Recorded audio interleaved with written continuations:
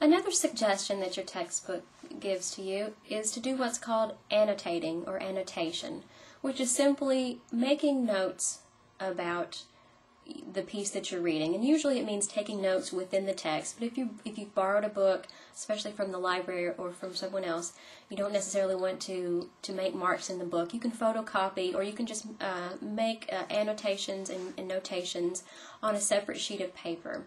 But what annotating does for you is it helps you to integrate the information that you take in. It helps you to get a better handle and to learn better the information that you're reading.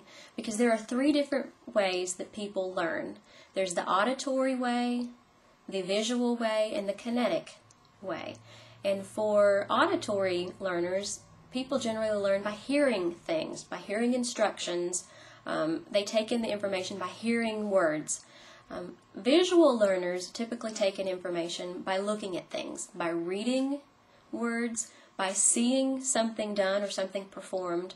And then finally, the kinetic learners typically learn by doing something, by getting in there and actually doing the thing that they're trying to learn. And some people can learn using all three. Some of us have kind of a preference or leaning more towards one of the three. But annotating can help you with at least two of those different types of learning, and possibly three. First of all, the act of writing is for kinetic learners, because you're actually doing something, you are physically doing something that can help you take in that information.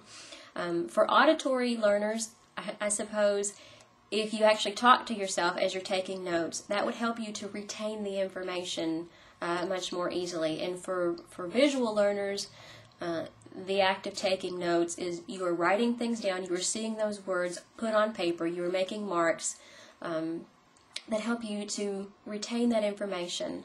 Annotating can be something as simple as highlighting. It can be underlining. You can write a simple yes or no for passages that you agree with, for passages that you disagree with. You can put question marks for places where you don't quite understand what the author is trying to say, or if something is just not quite clear.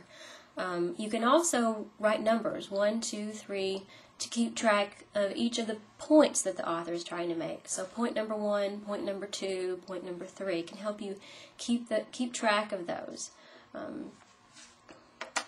You can also put an asterisk, or there are all kinds of symbols that you can use, and it really doesn't matter. It's just what works best for you and what helps you to retain the information better.